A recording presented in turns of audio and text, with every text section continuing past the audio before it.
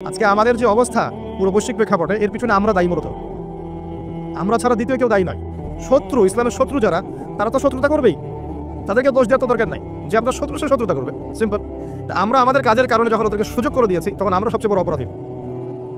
আলাইকুম আনফুসাকুম, আল্লাহ পাক বলেছেন, তোমরা নিজেরা নিজের নফসের আগে খবর নাও, নিজের নফসকে ঠিক করো।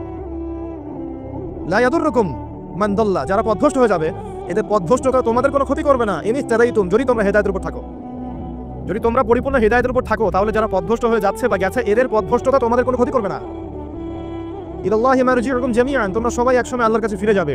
ফায়ুনাব্বিউকুম বিমা কুনতুম তা'মালুন, আল্লাহ পাক জানিয়ে দিবেন তখন তোমরা কি করেছে। এই আয়াতের মধ্যে সব কারণ এবং ওষুধ দেয়া আছে, সিচুয়েশনের কারণ দেয়া আছে, যে আমরা নিজেদের ফিকির করা বাদ দিয়েছি। সবসময় অন্যের ফিকির করি, অন্যের সংস্কার, অন্যের ইসলাহ, অন্যের দোষ ধরা, অন্যকে উন্নতি অগ্রগতি প্রগতি এগুলো চিন্তা করি, নিজের বেলায় খবর নাই। প্রথম কারণ আমাদের আত্মশুদ্ধি নাই। প্রথম মেজর কারণ আত্মশুদ্ধি নাই। আমি যে বলছি আমারও নাই। বড় গলায় কথা বলা সহজ, বাস্তবতা হচ্ছে এই, আমরা প্রত্যেকেই অপরাধী। বক্তা, শ্রোতা, আলেম, জালেম, যত মানুষ আছে আমাদের এখানে চারপাশে, সবাই পাপী, সবাই অপরাধী, এবং প্রত্যেকেই যার যার দায়িত্ব অবহেলা করেছে। আলাইকুম আনফুসাকুম, তোমরা আগে নিজেদের নফস ঠিক করো। যারা পথভ্রষ্ট হয়ে গেছে, ওদের পথভ্রষ্টতা তোমাদের কোনো ক্ষতি করবে না। আগে নিজে ঠিক হও।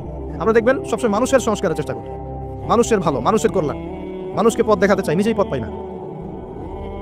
এটা বাস্তবতা। দেখবেন পৃথিবীতে মুসলিমদের যতগুলো কান্ট্রি আছে, যত সামরিক বাহিনী আছে, যত অস্ত্র আছে, যত সম্পদ আছে, যত জনবল আছে, এটা পৃথিবীর অন্য কোনো জাতি নাই, কোনো জাতির নাই। নাই খ্রিস্টানদের, না মুশরিকদের, কারও নাই। মরক্কো থেকে নিয়ে দেখবেন ইন্দোনেশিয়া পর্যন্ত পুরো চেইন, মনে হবে একটা চেইন রাষ্ট্র, সব মুসলিমদের, সবাই মুসলিম। মাঝখানে একটা রাষ্ট্র, ওই একটা রাষ্ট্রই সবকে ধুয়ে রেখেছে, ছেড়ে দিয়েছে। এটা কি মেনে নেওয়া যায়? এই বাস্তব। একটা শত্রু 100টা, মানে 100 জন জনবলকে পরাজিত করতে পারে? পারে না। পারলো কেমন করে? ওই যে আলাইকুম আনফুসাকুম নাই, নিজেদের নফসের খবর নাই। আমরা সুদ খাই, আমরা সুদ খাই, আমাদের ছেলেমেয়েরা জানা করছে, আমাদের ছেলেমেয়েরা, আমাদের যুব সমাজ দেখবেন পর্ণাসক্ত, গার্লফ্রেন্ডের পিছনে সময় নষ্ট করছে। আমাদের যুব সমাজ, ঠিক বলুন না? আপনি ঠিক বললেও ঠিক, না বললেও ঠিক। আর আমি ঠিক বেঠিক বক্তা নই, কোনোদিন আমাকে শুনেন নাই ওয়াজ মাহফিলে বলতে, বলেন ঠিক না বেঠিক। আমি বলবো কি জন্য ঠিক না বেঠিক? যেটা ঠিক সেটা তো ঠিকই, আর যেটা বেঠিক সেটা বেঠিক। আপনি বললেই সেটা ঠিক হবে না, তো আপনি বেঠিক বললেও তো বেঠিক হবে না। সেটা ঠিক, সেটা ঠিক থাকবেই।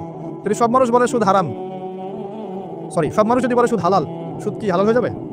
সবাই যদি বলে মদ হালাল, হালাল হয়ে যাবে? হবে না। পর্দা, আমরা বলছি পর্দা ফরজ, আর বেশিরভাগ মানুষ যদি বলে পর্দা করার দরকার নাই, পর্দা শেখের প্রথা, তাহলে কি পর্দা হারাম হয়ে যাবে? আল্লাহ যা বলবেন সেটাই ঠিক, রাসূল যা বলবেন সেটাই ঠিক, এর বাইরে কোনো ঠিক বেঠিক নাই।